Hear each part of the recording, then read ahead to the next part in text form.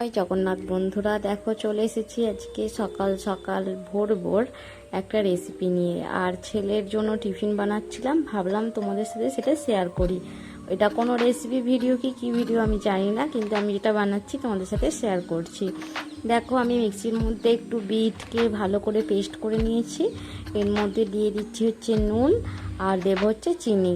আর আমার ছেলে বিট আগে খুব জুস খেত, বা বিটকে তরকারিতে দিয়ে বা সিদ্ধ এরকম খেত, বিট সিদ্ধ জল খেত।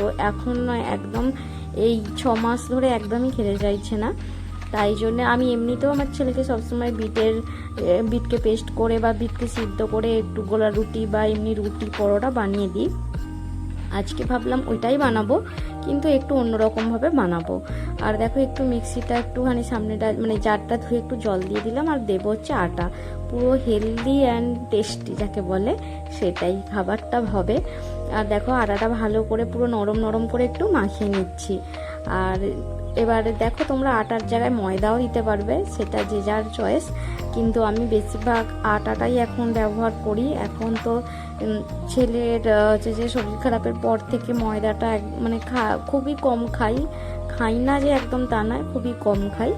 আর এখানে দেখো সমস্ত কিছু কেটে নিয়েছি, আর এখানে সুজি বানিয়েছি, আর এখানে দেখো আলুকে গ্রেট করে ভালো করে ধুয়ে নিয়েছি। আর দেখো কি বানাচ্ছি সেটা আগে দেখো। একটু তেল দিয়েছি, তেলের মধ্যে দিয়ে দিলাম জোয়ান ফোড়ন, আর দিয়ে দিচ্ছি পেঁয়াজ, একটু বেশি করে পেঁয়াজ, আর গ্রেট করে নেওয়া গাজর দিয়ে দিচ্ছি। ফার্স্টেই বললাম হেলদি অ্যান্ড টেস্টি খাবার একদম। আর একবার তো অবশ্যই তোমাদের বাচ্চারা যারা খেতে চায় না একদম সবজি টবজি, তাদেরকে বানিয়ে খাইও, অবশ্যই ভালো লাগবে। আর এটা হচ্ছে বানিয়েছিলাম স্কুলের জন্য, কিন্তু একটা ঘটনা ঘটে গেছিলো, সেটা আর তোমরা দেখতে থাকো তাহলেই বুঝতে পারবে। যে দেখো আলুটাও দিয়ে দিলাম, গাজরটা দিয়ে আলুটা দিয়ে এবার একটু ঢাকা দিয়ে কিছুক্ষণ, মানে আলুটা আর গাজরটা একটুখানি মানে বুঝতেই পারবে নরম হয়ে যাবে। তারপরে দিয়ে দিলাম একটু আদা রসুনের পেস্ট দিয়ে, এবার একটু ভালো করে আদা রসুনের কাঁচা গন্ধটা পর্যন্ত যতক্ষণ না যায় একটুখানি ভালোভাবে নেড়ে চেড়ে নিচ্ছি। নিয়ে এর মধ্যে দেবো সেরকম কিছু মশলা নয়, দেখো নুন, চিনি, আর একটু লঙ্কার গুঁড়ো, আর একটু সামান্য হলুদের গুঁড়ো দিয়েছি, একদমই সামান্য। এমনি গাজর দিয়েছি যে কারণে পুরটার কালারটা একটু হলুদ হলুদ এসেই গেছে, তাই অল্প একটু হলুদ গুঁড়ো, লঙ্কা গুঁড়ো, নুন, চিনি এটাই দিলাম, আর কিছু এখন দিইনি। এবার এটা ভালো করে একদম মশলাটা করে নিচ্ছি। নিয়ে এইটা যে আলুর পুর বানাচ্ছি। আর তোমরা অবশ্যই বন্ধুরা বলো কেমন হয়েছে, আর ভিডিওটা লাস্ট পর্যন্ত দেখো। আর এর মধ্যে অল্প একটু বেসন ছড়িয়ে দিলাম, দিয়ে বেসনটা দিয়ে ভালো করে মাখিয়ে মানে এটা পুরটা ভেজে নিচ্ছি। আর বেসনটা দিলাম তার কারণে আলুটার পুরটা ভালো আর একটু বেশ সুন্দর টাইট হবে। আর কোনো পুরের মধ্যে বেসন দিলে কিন্তু টেস্ট একটু আলাদাই সুন্দর হয় খেতে। এবার জানি না সবার চয়েস বলছি যে এক হয় না, আমার ভালো লাগে বলে যে সবার ভালো লাগবে তা নয়। এবার বেসনটা তোমাদের যে যার হচ্ছে যে চয়েস সেই হিসাবে দিতে পারো, যার পছন্দ হবে দিও, না পছন্দ হলে না দিও। তারপরে দেখো এবার ভালো করে যতক্ষণ না বেসনের কাঁচা গন্ধটা যাচ্ছে আমি ভালোভাবে হচ্ছে যে মশলাটাকে ভেজে নিচ্ছি। আর বন্ধুরা তোমরা তোমাদের ছেলে মেয়েদের কিভাবে বাচ্চাদেরকে খাওয়াও অবশ্যই আমাকে জানিও। আর দেখো এই যে পুরটা এখানে হয়ে গেছে, পুরটা ঠান্ডা হতে হতে এখানে দেখো আমি সমস্ত কিছু রেডি করে নিয়েছি।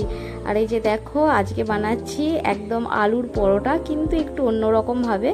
তবে আলুর পরোটা দিলে বাচ্চারা পরোটাটাও খেয়ে নেবে, আর বিট গাজরও খাওয়া হয়ে যাবে, সব খাওয়া হয়ে যাবে। আর এর মধ্যে একটু পনির দিলে গ্রেট করে ভালো হতো। যাই হোক আমার সেটা দেওয়া হয়নি, বা পনিরটা আমার কাছে ছিল না তখন। আর আমি অবশ্য পনির কিনে খাই না, আমি বাড়িতে পনির বানিয়েই খাওয়াই আমার ছেলেকে। আর এখানে দেখো রুটি মানে পরোটাগুলো এত সুন্দরভাবে ফুলে যাচ্ছে, পুরো একদম ফুলে পুরো গোল গোল হয়ে যাচ্ছে, খুবই ভালো লাগে। দেখো লুচি পরোটা যত ফুলবে না, রান্না করার মানে আনন্দটা আরও বেশি বেড়ে যায় আমার তো মনে হয়। আর দেখো এরকম করে করে সবগুলোই ভেজে নেব। সকালবেলা তো এতটাই ব্যস্ত থাকি সেভাবে ভিডিও করা হয় না।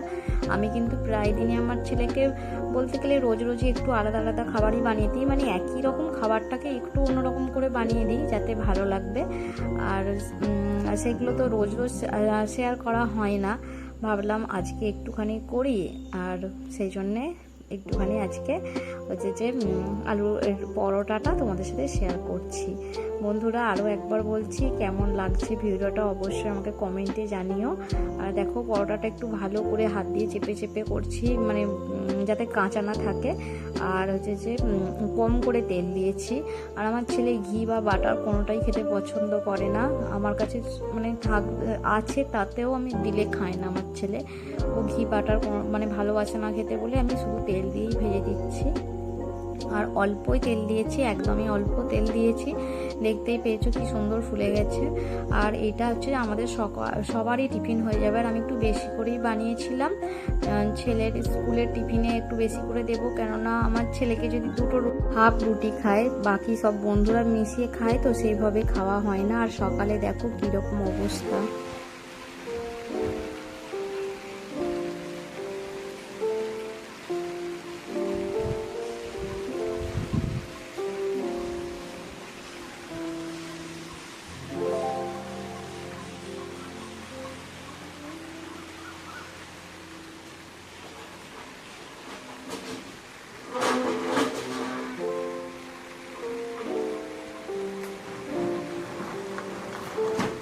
বৃষ্টি হচ্ছে বারে বারে, শুধু বাইরে যেয়ে দেখছি কিভাবে ছেলে স্কুলে যাবে। একটা তো টেনশান হয়, মানে স্কুলের টাইমে যদি বৃষ্টি হয় না, খুব টেনশান হয়।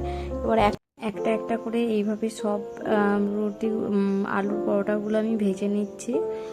আর হচ্ছে যে ঝটাপট কাজটা ছাড়তে হয়, তার কারণ হচ্ছে ছেলেকে আবার তুলতে হয়, ও 7:30টায় স্কুলে যায়, তার আগে ওকে রেডি করা। আর সকালবেলা আমি আমাদের টিফিনটা সবার জন্য একই করে নিই। আর দেখো বৃষ্টি কিভাবে হচ্ছে, একবার দেখো, মানে মুষলধারে বৃষ্টি হচ্ছে।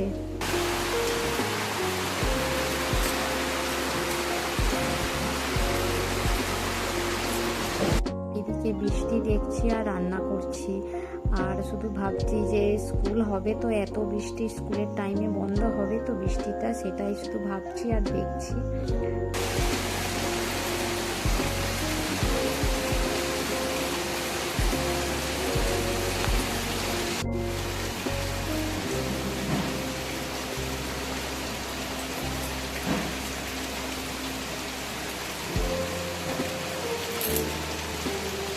দেখো টিফিন রেডি, একদম দই একটু নিয়ে নিয়েছি দই দিয়ে খাওয়ার জন্য।